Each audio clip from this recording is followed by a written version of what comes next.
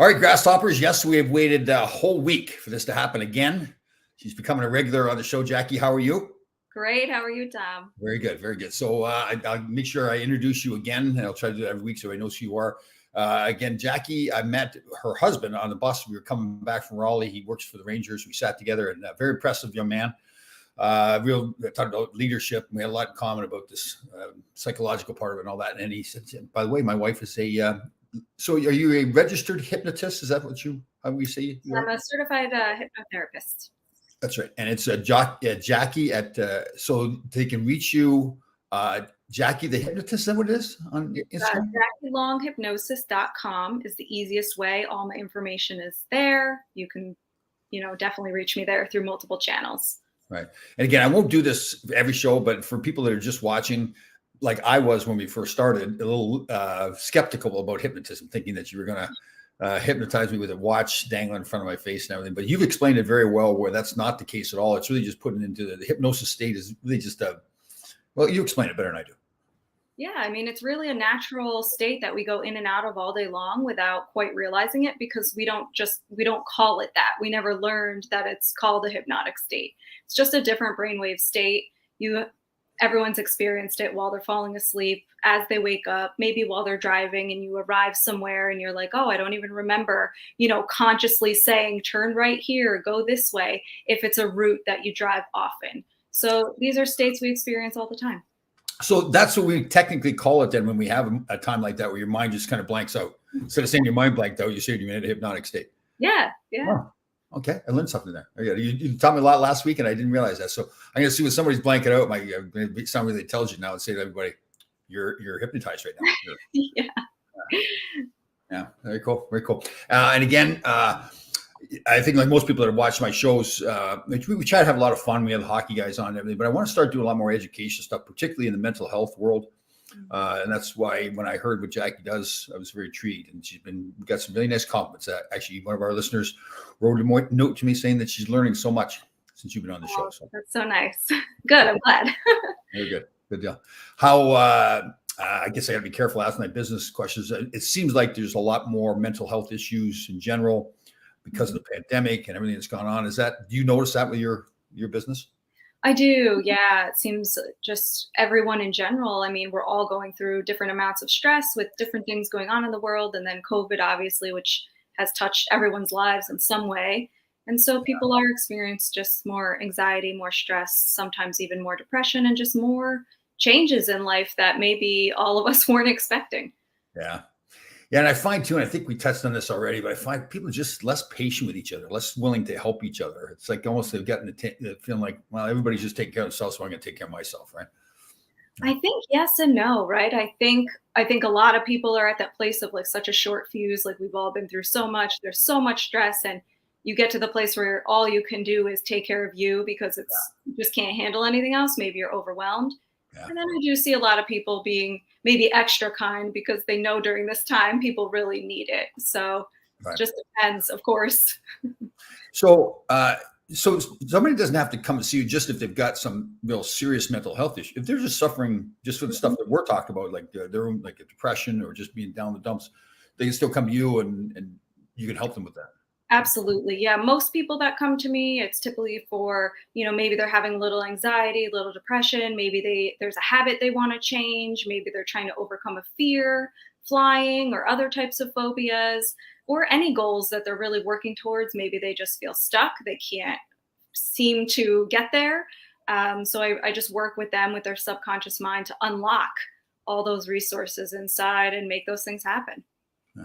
I was telling you before the show, I was over at Fordham University in Westchester, their campus up here, and I spoke in front of a group of junior and senior high schoolers who want to be in the sports business world. It's very interesting. And, the questions, they were really good because they didn't have to be there. They chose to be there. They really wanted to. So I really admired them, and they were asking some really good questions. A lot of it was, I was there for the motivational side of it. There was other people there, more technical X's and O's, but it was really interesting how engaged they were. They wanted to know that, okay, how do you get over not having confidence in yourself, right? So my big thing is doing the work. But I mean, you're saying people can come to you, and if they're doubting themselves or whatever, you can really help them with that stuff. Yeah, confidence is another big one that I work on with people. Oh, finding the root cause of why that confidence has gone away or why they haven't had it in so long. Getting to the root, healing those things, and giving them that positive reinforcement over and over of what they now need to believe about themselves in order to feel that or to achieve where they want to go. so you put them in that hypnotic state, and they're more relaxed and able to speak about their emotions more, like why they've lost their confidence with things. Well, that's interesting. Yeah. Oh, very cool. And so then what? I don't want to give away your secrets ever here. So you're then able to talk to them and say, okay, here's where your problem is with your confidence, and now here's what we need to do about it. Right. Yeah, so it's really like I'm guiding them, right? I'm guiding them to this tranquil place where they can uncover these answers. They have all the answers inside of them, but a lot of times we don't reveal those answers to ourselves in the wake state, right? Where we're going about our day just doing normal stuff. We're not, even if we ask ourselves, where did that confidence go? It may be hidden from us, but our subconscious mind really kind of saves all that information. It has all the answers. So when you go into hypnosis, you're able to, reach that place and get those answers. So I guide them there and help them find those answers within. So I'm not telling them technically what to do or how to do it. They're finding those answers, and then we use that as a positive resource to move them forward. Oh, that's pretty cool. So you're just setting them up. Now that's very interesting. So it's really like it's not really you won't know what's going on in their heads. They're the ones that knows what's going on in their heads, why the problem's there, and what they Yeah. do. Oh, wow. Yeah. Of course I have ideas and theories, but it's cool to hear it from the person, because they're going to know best what's going on deep down within.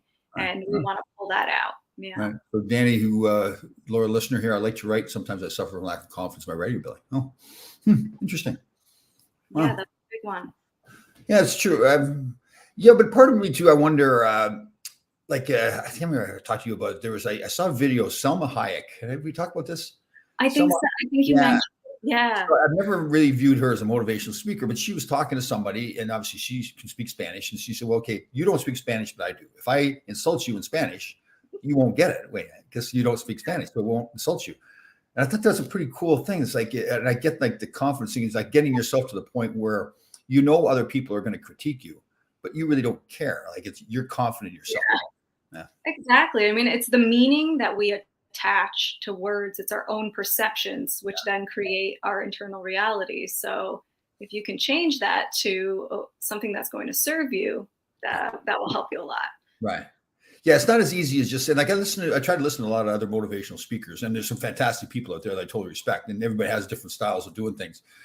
But when I see a motivational speaker get up there and just kind of swear at somebody and yell at them, you got to get up, you got to get effing up, get up. Well, okay, well, I know I have to get up, but you're not telling me how I get to get up, right? But what I like about what you were talking about before is that you're working with the person to figure out, okay, how do I get up? How do I get my confidence up? How do I call me something? Yeah, I mean, most people know what they need to do, right? I don't feel confident. I need to feel confident, but maybe they don't know the steps in between, or even if they know the steps, how do I start or how do I get there? It can be overwhelming. And I think just telling yourself or telling someone to just do it isn't always, it doesn't always create the change that you're looking for. Really, yeah, it doesn't do anything at all. I just like you said, I know the problem. I know I should have confidence, but yelling at me, I'm going to give me my confidence. I think so much of that, like in coaching with youth sports, especially, I think is so important, right? I mean, because those coaches have such a huge role in their lives, their confidence and their self-esteem and how they look at themselves. Yeah, they're not only shaping their confidence in sports, but like for life and how they are as a person. So that's important. Well, for me, that was the case even when I got into the National Hockey League. Everybody thinks, you're in the NHL, you're this totally confident person, you're at the top of the world. Yeah.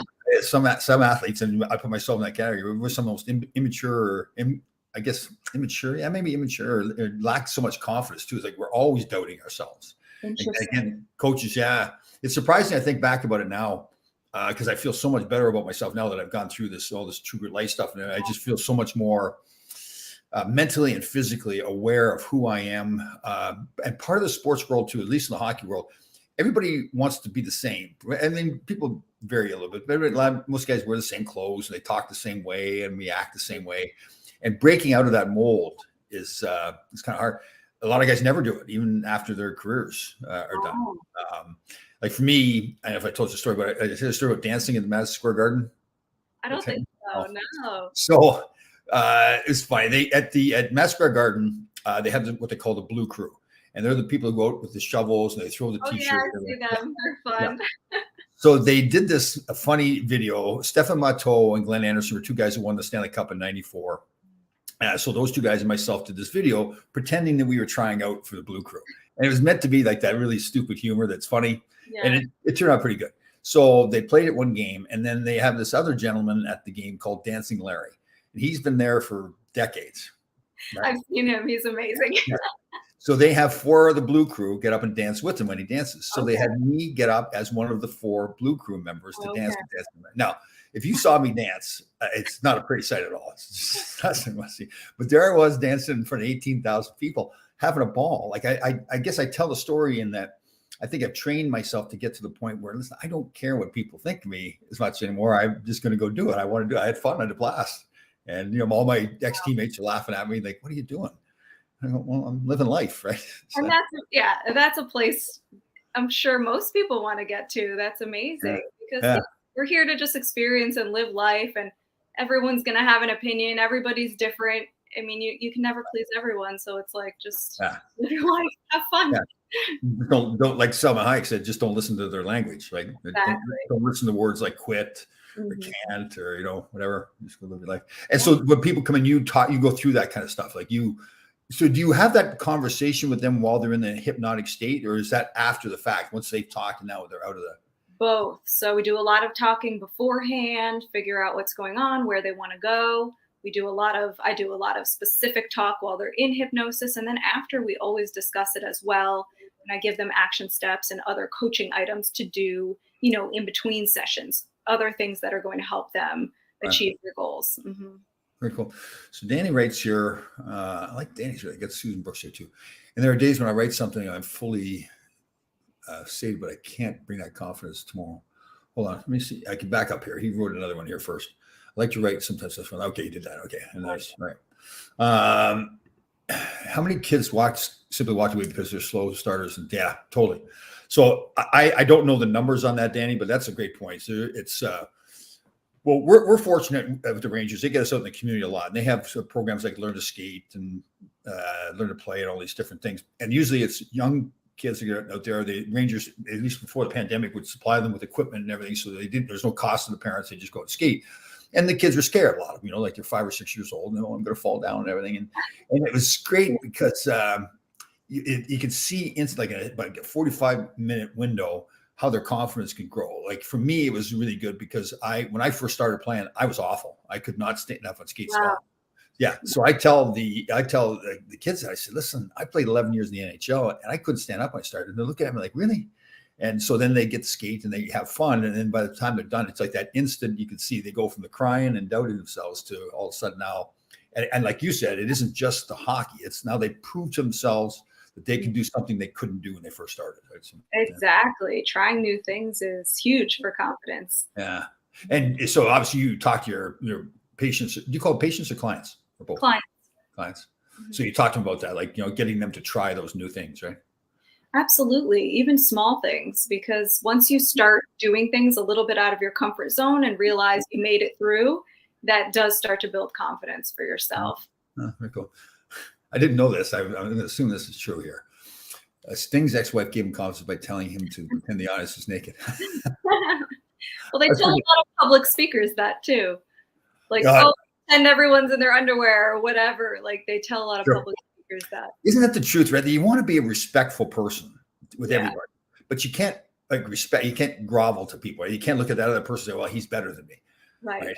That's the fine line. I remember when I first turned pro, I grew up in Canada and watched the National Hockey League my whole life and just dreamed of playing there. So when I first got there, I was almost too in awe of the other guys. If I look back, I think I've learned that now in my other things that I do. When I go speak, I'm assuming that I tell myself, listen, these people get to listen to me speak. It's not the other way around. Absolutely. But you got to fall through that too, though, right? I mean, if you're going to say that, then you got to follow through and do it. Right? Yeah. Yeah. Very cool. Susan Brooks is one of our loyal followers here. She's an expert. She probably knows more about hockey than any of us, but just have fun and do what makes you happy. Yeah, this is true.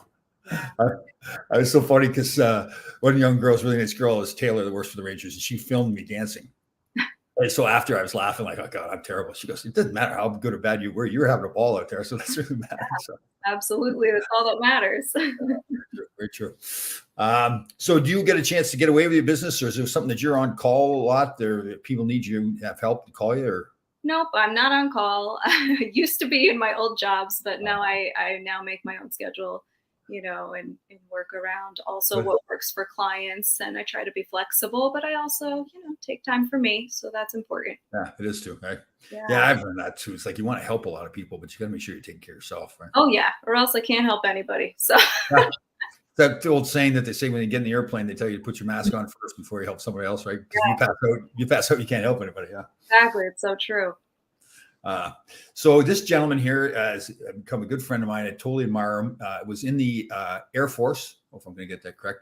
Mm-hmm. So Jason lives out in Vegas and has a group called the Vegas Veterans Hockey Group, and really helps a lot of veterans coming back with PTSD and others, just guys getting together. Mental health is equally important as physical health. The mind is so powerful that you find the ability to control emotions. Very cool. Yeah. If you guys go on Jason's site on Instagram, he looks like, and purposely, his daughter started this whole thing. I think it was for Halloween one day. He looks like the Wolverine, the guy. So at the games in Vegas, they go to him just like Dancing Lady. They'll go to him with certain music or something's going on, and he stands up and just screams there, and got this look like he's the Wolverine. A great guy, though. Great, fantastic family guy. Yeah, great family guy. Totally admire him. A little bit of a sicko there, but he's a good guy. Great guy. And then again, another veteran. So I've been really lucky. Did you ever work with any veterans? Military veterans? I've worked with people with PTSD, a couple. Yeah. Mm-hmm. I've been very lucky to deal with a lot of guys. We have a few guys that follow us here. Ron Jameson from Buffalo is a veteran.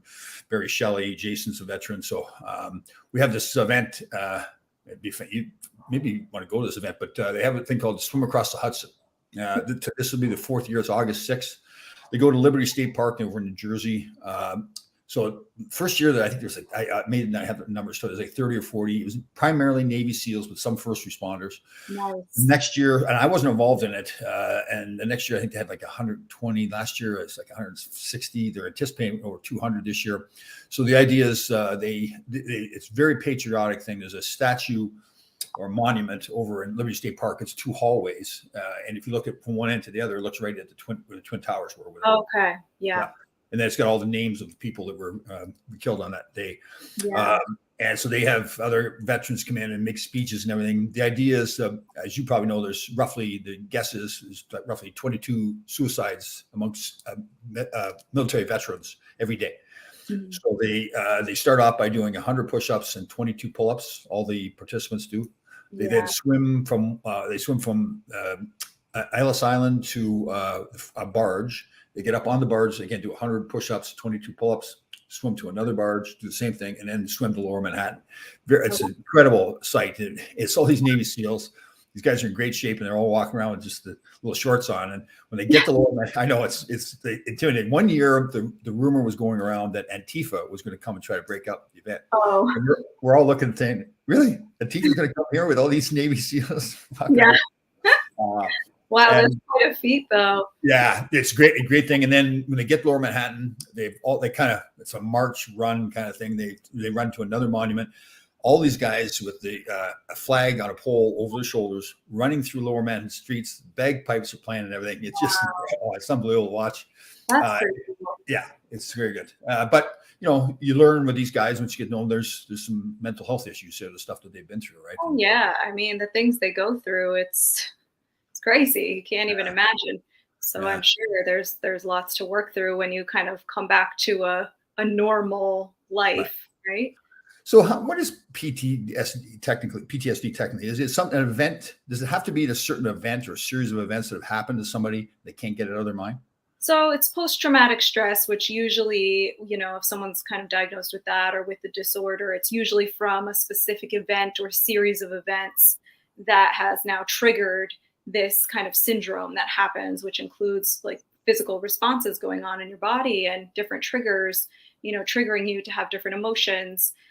Usually it's an event, but again, it can be, like veterans in the war, it can be a series of events, or, maybe they serve for X amount of years and all of that time has now created this kind of response in their body. And if you're always in that flight or fight kind of response for a long time, your body gets used to that and it's hard to come out of, and work needs to be done on that. Yeah.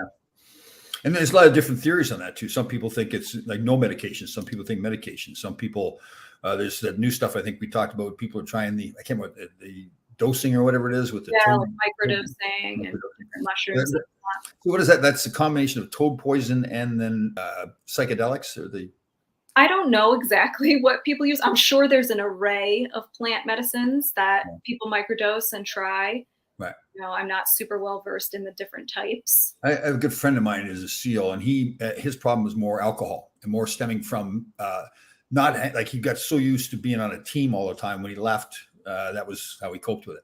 And he went, I'm careful with his name because I don't think where he did it was legal, but he went and did the psychedelics, the mushrooms, what do they call it? Psilocybins, I think it's called psilocybins. Yeah. And then the next day did the toad poison. He said the most intense thing he's ever done in his life. But it sounded like a whole different person, like just 100% better. So that's amazing. Really amazing.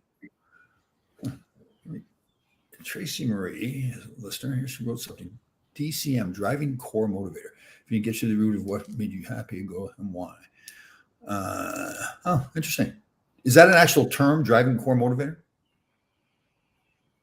Is it, Jackie? Is that DCM? Is that a I don't know. I don't know if that's a term. It could be in something, but that to me makes me think of, figuring out what's the motivator, what's the driving force. And she said she uses it with her kids, which is great because especially with kids, you want to find what is driving them. Why do they want this thing? And keep going. And I like her tactic there. That's awesome. Oh, we like Tracy. I made it up in my world. That's excellent. That's excellent. It sounds very professional. It sounds like something we might use like behavior therapy. So totally. Yeah, totally. I know you believe this too. That's the world you're in. I just have learned more and more that I just think you can train your mind so much the same way you train your body to get stronger. Like I said, like for me, public speaking, even like I always was comfortable getting up and talking about hockey, but getting off hockey or using the words like love or passion in front of other people, it's like, I'm not doing that. I'm a little farm boy hockey player. I'm not talking like that. And I find myself now that's at the root of everything I do. I use words like magical or stuff like that. And I think people around me, at first when I started doing it, it's like, oh, geez, how's everybody going to take this? I think people around me just got used to the fact that that's just the way Tom talks now, right? Yeah. Level. What's that? Sorry, Trey? They'll just rise to your level. They'll get used to it. Yeah. Oh, yeah. It's interesting you say that, rise to that level. So when I played back in the 80s, the culture was drinking beer all the time. It was. I'm not proud of this when I say this, but this is just reality. It was after practice, after games, the team supplied it. It was a way of bonding everybody together. Right. And when I retired from playing, got into the agent business right away, representing players, where I started getting clients, these are all young kids, and they're calling me after games, 11 o'clock at night, and I was still living in that same world, drinking beer. So I thought to myself, wow, I started getting scared too, thinking, well, I've been doing this for the last 15 years of living this life. So I didn't intend to. I thought, okay, I'll cut back, and I finally got to the point where I didn't drink for 5 years. Wow. But it was interesting that your comment right there. One of my biggest concerns, and it's funny thinking back about it now, was more worrying how other people were going to look at me. Like think, well, why isn't he drinking? Because I was in that hockey world where everybody drank all the time. Yeah. Nobody cared that I didn't drink. They could care less. They're still doing this. So it is interesting how we get like conditioned to think certain ways. Like, and that's an example, but like to think, okay, you're worried about what everybody else is going to think. Yeah, I think we're more worried than about what they're going to think than what actually ends up happening, or if we even care. Yeah, I think that's true too. I wish it meant too. We just, if your hair's going thin, just shave it off for God's sakes. People do those swoops and everything. Like, I'm not picking on Donald Trump, but man, I think it looks worse when you try to cover something up. I think that's just life in general, right? I mean, what you are. Just embrace it. Yeah. And that's life with everything. Don't you think that's what you are is what you are? Like if you're short or tall or you have dark hair or blonde hair, whatever it is, like, I don't know. Absolutely. Like do things that make you happy and make you feel good about yourself too. but also, yeah, embrace who you are. Right. Do you deal with relationship issues at all? Mhm. Oh, okay. Yeah, yeah. Some people come to me about that as well. Yep. And that we can't control what other people are doing, but we can always work on ourselves, Right. right? Love yourself first, right? Hmm. Yeah. Um, I had a client of mine, player, I won't mention his name, and the NHL had come up with a program, the NHL and the Players Association, and they'd hired a bunch of doctors, psychiatrists or psychologists, and they were there to deal with drug, alcohol issues, emotional issues, anything. But they also, so this player of mine was a very thoughtful guy. He had a girlfriend he'd had for a long time and was thinking about breaking up with her for whatever reason. And so he went and talked to these doctors, and they were very good. They came up with a stat that there's something, I think the stat was for every person in the world, there's another 1,500 exact matches for them, like perfect matches for them around the world. I don't know how they figured that out, but right? But it doesn't, if you look at it that way, you think, okay, if some people are afraid of being alone, right? Right. Right. I think that's a deep fear for a lot of people. Yeah. Right. So you just think to yourself, well, there's 1,500 other people out there for me. So Yeah, really, we're meant to be like social beings. We're meant to be in little communities or tribes, meant to be with other people. So, yeah. Susan writes in here. Unfortunately, peer pressure is so strong it sometimes forces you to do things against your better judgment. Interesting. Yep. Yeah, that's a big factor for people. Right. It is. You know what? And I think about it, like I said that before, even like in the hockey world, we were all dressed the same way, and it's like so. I don't know if it's hard. You just get so used to living in that world. Yeah.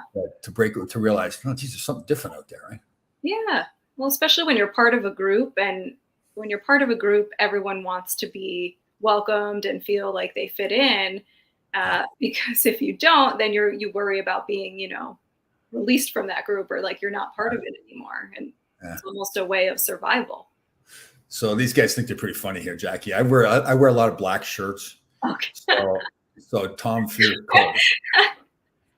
That's great. That's pretty funny, Ron. I got to give you credit. That was actually very good. I don't like to give you credit, Ron, but I'll give you credit for that one. Yeah. Love it. Okay. All right. So one of our guys, the former players, is on the show with us on Thursday. He's actually a fantastic guy. His name's Larry, and he's always pretending he's very grouchy and everything. But he's actually the only one that stayed married to his original wife. Everybody else is divorced. So wow. So that's another side. Do you deal with people that have gone through divorces as well, and then how to cope with that? Huh? Yeah, of course. Big life changes of any kind, grief, all of that. Mm-hmm. Yeah. And you deal with young kids too? I work with some young kids, teens, and mostly adults now. Right.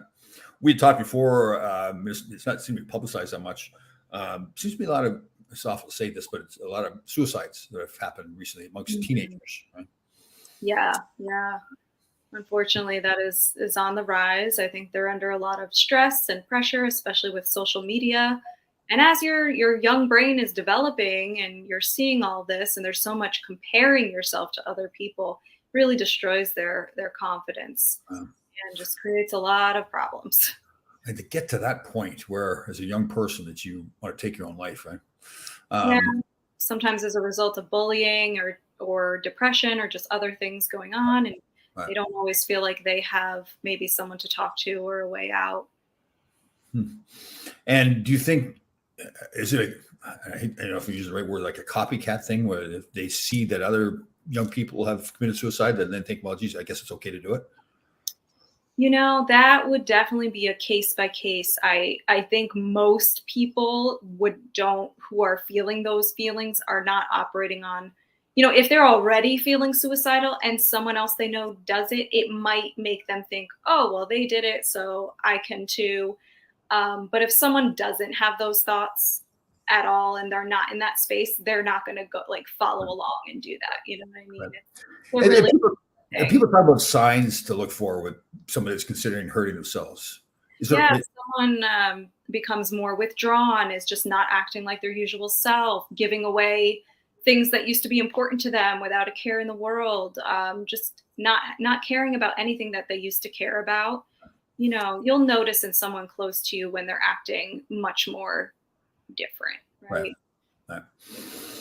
And I know it's, we talked about this the other day too. There's still some people out there, they kind of, come on, you got to toughen up kind of mentality, right? It just doesn't work that way, right? If somebody's feeling, No, it doesn't work that way. I'm sure the person feeling those feelings doesn't want to feel that way. And if they could just toughen up, they would have already done that. yeah, no kidding. The same thing as motivational people this week are yelling at somebody to get the F up, right? Right. They need support. They need help. Yeah. Right. And again, I'm all for it. I think we do get a little soft sometimes as a society, but that's one area that you can't say we need to toughen up with, right? I mean, Right. kids fighting through things is one thing, or trying to make a sports team, and if they get cut, dealing with that's one thing. Yeah. But when somebody gets to the point that they're thinking about hurting themselves, it's different. Yeah. And then, so do you mind? Sorry, do you mind talking about this stuff? It's kind of a sense of like the whole suicide. No, not at all. I'm very used to talking about this stuff. I used to work with kids all the time who tell me their deepest, darkest, horrible, sad stories. It's part of my profession, and yeah. Did you ever think you'd get into that when you were going to school and everything? Did you think that's the direction you go? I don't think I knew that from a young child, but I always, I was always someone people would confide in, or my friends would confide in. I always was interested in why people behaved the way they behaved. So once I went to college, I was like, oh, I love psychology. This is so interesting. And really, then it kind of just went off from there. I definitely didn't know that I would become a hypnotherapist, though. That was like a later on kind of a thing. Right.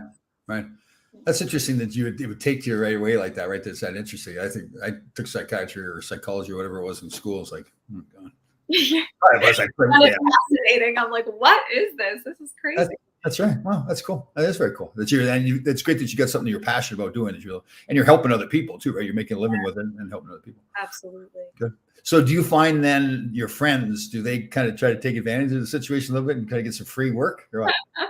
No. So I won't do, hypnotherapy on people that I know well, because it's not really ethical, right? I would just refer them to a colleague of mine so they can actually, when you're too close, right? You wouldn't go to your friend for a therapy session or anything like that. So no, but my friends and I, they'll come to me for advice, things like that, and that's one thing. That's fine. So yeah.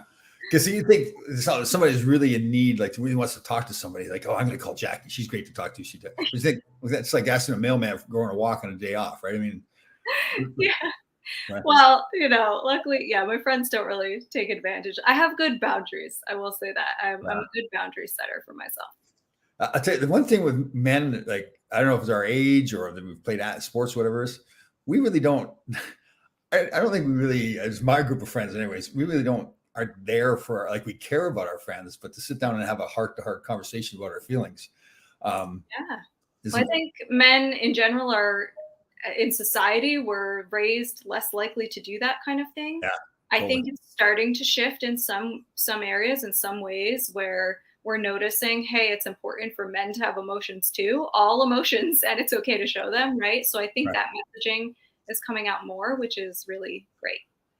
So there's a funny video out there. You may have seen it. This girl's sitting on the couch and they don't show her face. And she's sitting with her significant other, boyfriend, husband, whatever it is. And she's talking about how she's feeling. It's like, oh, I so much stress. Like I got a headache. And again, they then pan up to her face and she has a nail stuck in her forehead.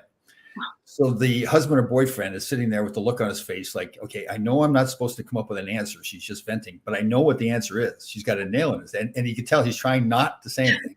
And he finally says, honey, you got a nail in your head. Now she snaps at him. She says, oh, you always just want to find the answer. He's like, well, there's a nail in your forehead. So then he goes back to keeping quiet. And she talks about how, I'm getting my sweaters are all getting snagged and everything. And he's going, you tell the look at his faces, there's a nail. But isn't that typical of the relationship with men and women? Like sometimes women just want to vent. That is pretty typical. Like men are often like fixers. When women talk about a problem, they just want to jump right into fixing mode. But sometimes women and men too, probably, just want to talk and feel validated, or just want to feel heard. Yeah. I know, and that is true. So I think I told you I was on that TV show Survivor, and they do all the psychological testing, and then at the end of the week, they did tons of psychological testing. At the end of the week, they then evaluate the whole thing. And that's the doctor was very nice. She says, Tom, you have a little bit of a problem with empathy. And I was thinking to myself, I'm thinking, do I even know what the word means? Like I wasn't even sure if I knew what it meant totally. So I tried to trick her into telling me. I said, so what's your definition of empathy then? And she looks at me, she goes, you don't even know what it is. And we talked it through though, and I kind of disagreed that I wasn't empathetic. So like if you came to me with a problem, but I guess my problem with your problem is I'd want to fix it right away. But I still feel like I care about the problem. It's just I want to fix it. Isn't that still? I don't know what her, definition was, but empathy is really like, can you feel somebody else's pain or happiness or feelings that they maybe are portraying or going through? Can you be on the same kind of page with them during that? Yeah. That's funny. I thought that was pretty funny. She laughed. She was dying laughing too. She don't even know what I mean.